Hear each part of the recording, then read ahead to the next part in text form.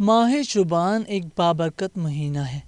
شعبان عربی زبان کے لفظ شب سے بنا ہے، جس کے معنی پھیلنے کے آتے ہیں، اور چونکہ اس مہینے میں رمضان المبارک کے لیے خوب بلائی پھیلتی ہے، اس وجہ سے اس مہینے کا نام شعبان رکھا گیا ہے۔ شب برات کے حوالے سے ماہ شعبان کی 15ویں رات کو شب برات کہتے ہیں۔ برات کے معنی رستگاری یعنی چھٹکارا کے ہیں۔ شیخ عبدالقادر جیلانی فرماتے ہیں، شب برات کو شب برات اس لیے کہتے ہیں کہ اس رات میں 2 قسم کی برات ہوتی ہیں۔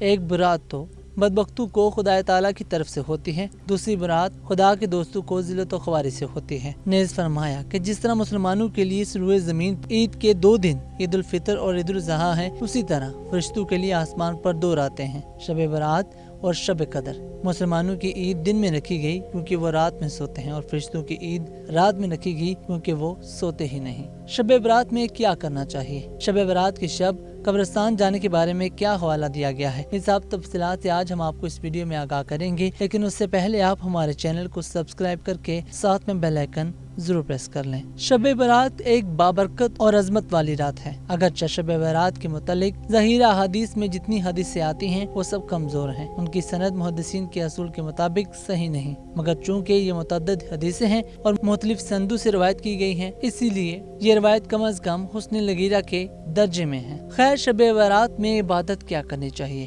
اس سلسلے میں چند باتیں پیش نظر رہنی ضروری ہیں۔ پہلی کہ نفلی عبادت تنہائی میں اور اپنے گھر میں ادا کرنا افضل ہے، لہٰذا شب برات کی عبادت بھی گھر میں رہ کر کریں۔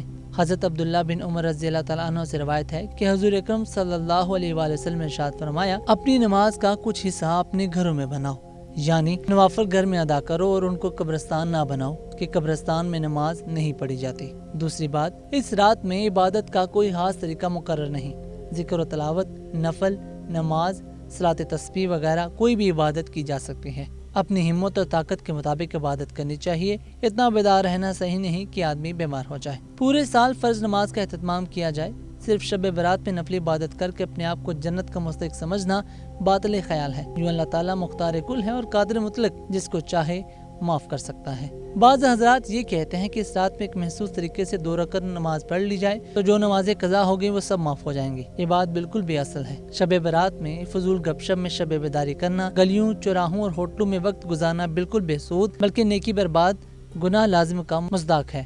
اس حوالے سے ایک بات اور سب کے ذہنوں میں آتی ہے کہ قبرستان جانا چاہیے یا نہیں۔